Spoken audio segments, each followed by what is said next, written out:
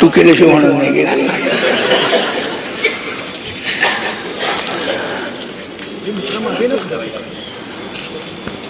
नमस्कार.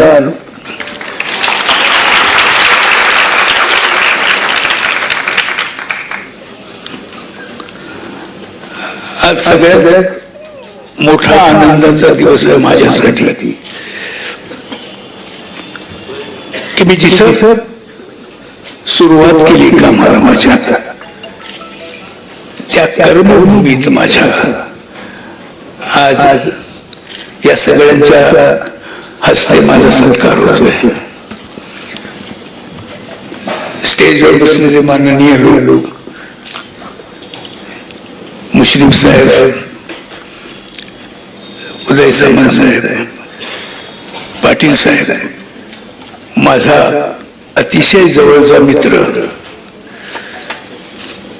मोहन जोशी, एक अप्रतिम अभिनेता निवेदिता सराफ, बोलायलाच पाहिजे मला ते नाव, नाही तर घरी गेल्यावर विचारणं होईल नाही. खरं म्हणजे मला जरा थोडं का आणखी उशिरा बोलावलं असतं तर चाललं असतं बोलायला.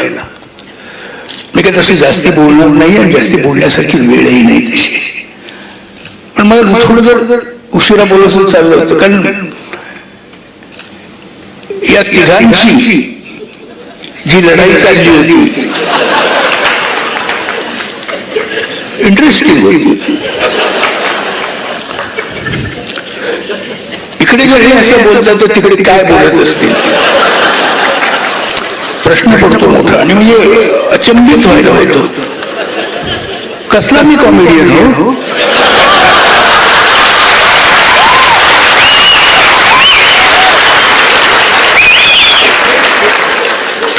माझ्यापेक्षा जबरदस्त विनोद यांना सुचताय. सामंत साहेबांचं मी असं विनोदप्रचूर भाषण मी आधीच ऐकले. काय झालं होतं त्यांना कोणास ठाऊक, तर त्यांचे लोक भेटले म्हणून असं होते. पण बरं झालं असतं, मी नंतर थोडा वेळ बोललो असतो. मी आनंद घेत होतो मस्तपैकी, पण असं आहे ना, जास्ती आनंद द्यायचा नाही दुसऱ्याला, असं एक ठरवलेलं असतं. पण त्याप्रमाणे घडलं. पण मजा आली मला ते ऐकताना. इकडे म्हणजे कुठल्याही पक्षात असो तो, त्यांना त्याचं काही देणं नसतं. ते त्यांच्या ह्याने जात असतात, त्यांच्या रिस्पेक्टने बोलत असतात, एकमेकांशी आनंदात राहत असतात. ते आपल्याला इथे आल्यावर कळतं.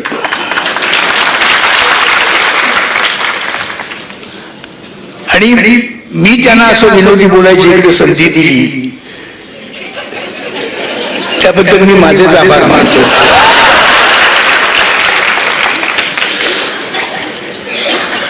पण हे थोर लोक आहेत, खरंच थोर लोक आहेत. या लोकांना विनोदाची जाणीव आहे, केलेल्या कार्याची जाणीव असते. म्हणून तर मला या इतक्या चांगल्या म्हणजे पारितोषिकांनी गौरव केलाय लोकांनी. महाराष्ट्र भूषण साधी गोष्ट नाही हो. नंबर 1 पुरस्कार आहे हा महाराष्ट्रातला.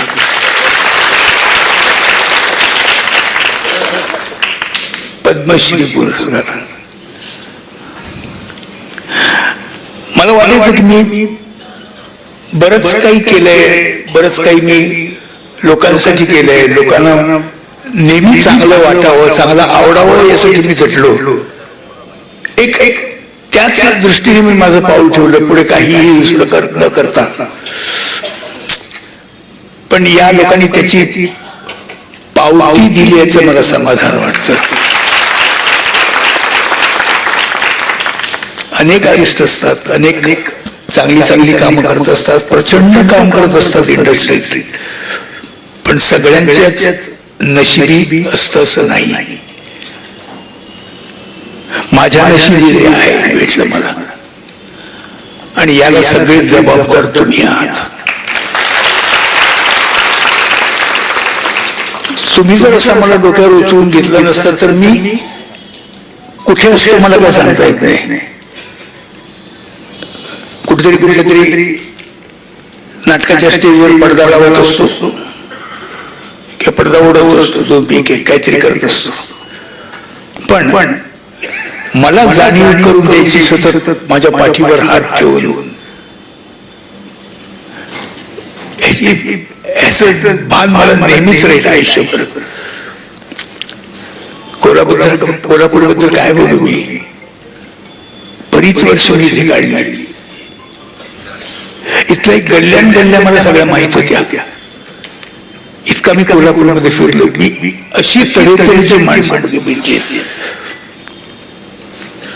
अनेक माणसं मी बघितलेत माझ्या अख्ख्या महाराष्ट्रामध्ये फिरण्यामध्ये. पण कोल्हापूरची माणसं ही काही एवढंच वाद आहे. ते सतत दुसऱ्याचा आदर करण्यासाठी बसलेले असतात, गोड बोलण्यासाठी, त्यांना मदत करण्यासाठी. चला गेला जाऊन हा त्यांचा नेहमी स्थायी भाव असतो. आणि कठोर बोलायला लागलं तर ते पण करता येतं त्यांना. या कोल्हापूरमध्ये मी बरेच वर्ष घालवली. म्हणजे 74 सालापासून मी जेव्हा सुरू केलं इकडे काम करायला, तेव्हापासून 1978 पर्यंत 1978 ला मी पूर्ण वर्ष मी कोल्हापूरमध्ये होतो. म्हणजे मला किती कोल्हापूरची आणि कोल्हापूरकरांची सवय झाली बघा. अजूनही मला असं वाटतं की महिन्यातून 8 दिवस तरी इकडे येऊन राहावं, काम नसलं तरी राहावं, निरनिराळी माणसं बघावी, त्याचा तो बोलण्याचा सूर कानात ठेवावा. अतिशय अप्रतिम सूर आहे तो.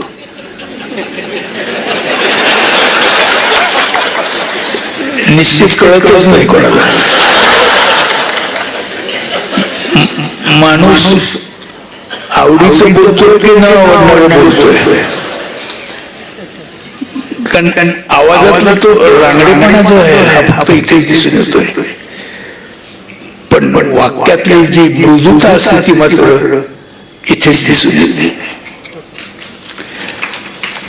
केव्हाही कोणाला मदत करणारे हे लोक, अशा लोकांमध्ये मी वावरलो आणि या लोकांमध्ये मला सगळे पुरस्कार मिळत गेले.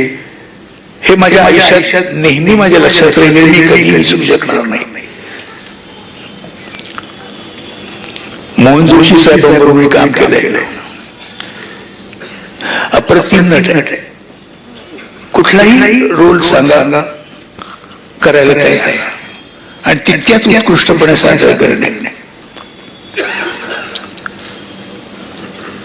म्हणजे मला कधी कधी असं वाटायचं की मोहन जोशी हा नट जर स्टेजवर किंवा याच्यावर जर आला असता सिनेमामध्ये तर जरा बरं झालं असतं.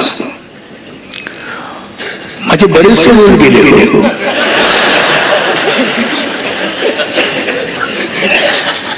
मला वाटलं होतं की मी करावे ते, मला असं पण नाही मिळाले. त्याचं दुःख आहे मला. पण या गोष्टीचा आनंद सुद्धा किती त्याला मिळाले. कारण किती माझ्यापेक्षा तो चांगले सादर करेल असं मला वाटायचं आणि त्याप्रमाणे मी केलंही. अतिशय गुणी नट. मी तुम्हा सर्व कोल्हापूरकरांचा आजन्म ऋणी राहीन याबद्दल काही दुमत नाही. कारण तुम्ही लोकांनी जे मला इथे वाढवलं, तो तुम्ही वाढवलं. माझी कला प्रत्येकाकडे असते, पण कलेला उत्तेजन देणं ही गोष्ट ही काही वेगळी गोष्ट आहे. ही सगळ्यांना जमते असं सगळीकडूनच मिळते असं नाहीये. पण तुम्ही लोकांनी ज्या पद्धतीने मला माझी हिंमत वाढवली, माझी हौस वाढवली, याला काही तोड नाही. आणि हे मी कायम आठवणीत ठेवीन. मी नशिबाने असं म्हणेन त्यासाठी की आज मला संगीत सूर्य केशवराव भोसले पुरस्कार मिळतोय.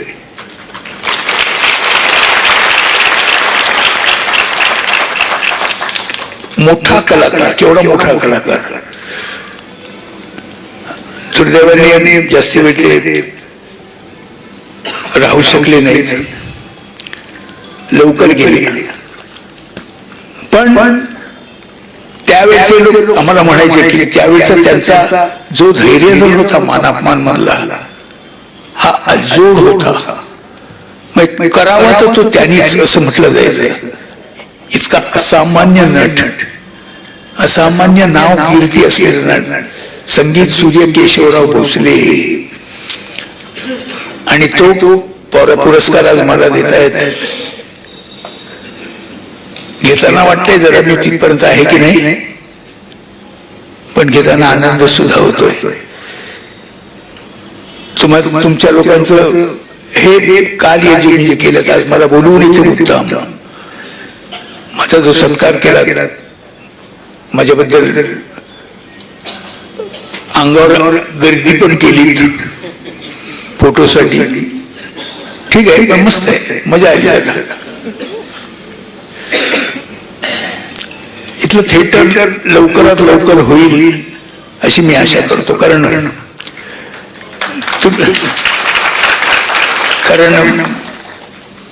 कलानगरी म्हणून ज्याला ओळखलं जाईल असं जे कोल्हापूर आहे त्यांच्यासाठी थिएटर जास्ती वेळ रेंगाळता कामा नये असं मला वाटतं. कारण आम्ही नाटक जेव्हा कोल्हापूरला करायला आम्ही भयंकर खुश असतो की आपलं नाटक चांगल्या रीतीने रिसीव्ह केलं जाणार लोकांपासून. तेव्हा तो आनंद देखील तुम्ही कोल्हापूरकर लोक आम्हाला द्याल अशी माझी खात्री आहे. काय आहे आजचा हा जो सत्कार आहे हा खरं म्हणजे मी दुसऱ्या कोणी केला असं मी म्हणत नाही, माझ्याच घरात माझ्याच लोकांनी केलेला हा सत्कार. त्यामुळे मला त्याचं जास्त विशेष महत्व आहे. आता मामा कसं म्हणतात तुम्हीच लोक त्याला, कारण मी काय करू, काय बोलायला सुचलं ते मामा म्हणायला नाही. कारण काय झालं होतं आमच्या वर्कर्स लोकांना मला अशोक जी म्हणता येत नव्हतं. अशोक म्हणण्याची त्यांची हेच नव्हती, काय म्हणणार, तर त्याला मामा हे चांगलं सापडलं, मामा बरं आपलं. पण त्यामुळे मीही भयंकर आनंदी झालो. तर मी डायरेक्ट तुमच्या घरात जाऊन पोचलो.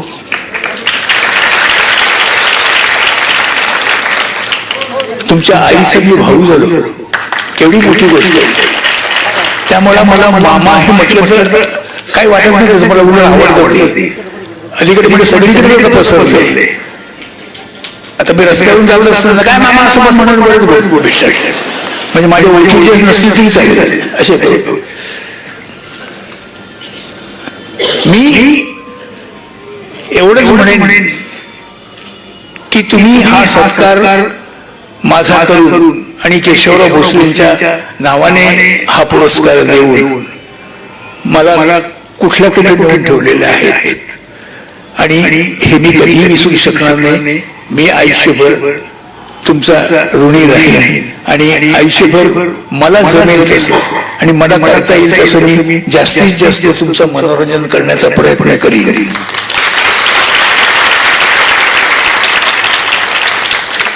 मला इथे बोलवलं तुम्ही आणि माझा एवढा सत्कार केला, एवढे लोक उपस्थित राहिलात, मी तुम्हाला धन्यवाद देतो.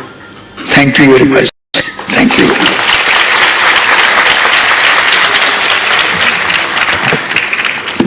धन्यवाद अशोकजी. यानंतर आपण पुन्हा त्यांना ऐकणार आहोत आपल्या या प्रकट मुलाखतीमध्ये. पण तत्पूर्वी आजच्या कार्यक्रमाला विशेष सहकार्य लाभलेले सर्व प्रायोजक त्यांचा आपण आता सत्कार संपन्न करणार आहोत. मी आदरणीय मोहनजी जोशी सर यांना विनंती करते की आपल्या शुभ हस्ते हे सत्कार व्हावेत. चितळे डेअरीचे माननीय श्रीपाद चितळे सर या ठिकाणी उपस्थित आहेत. मी व्यासपीठावर निमंत्रित करते. चितळे डेअरीचे माननीय श्रीपाद चितळे सर यांचा सत्कार मोहन जोशी सरांच्या शुभ हस्ते संपन्न होतोय. टाळ्यांच्या गजरामध्ये आपणही सहभागी होऊया. यानंतर लोक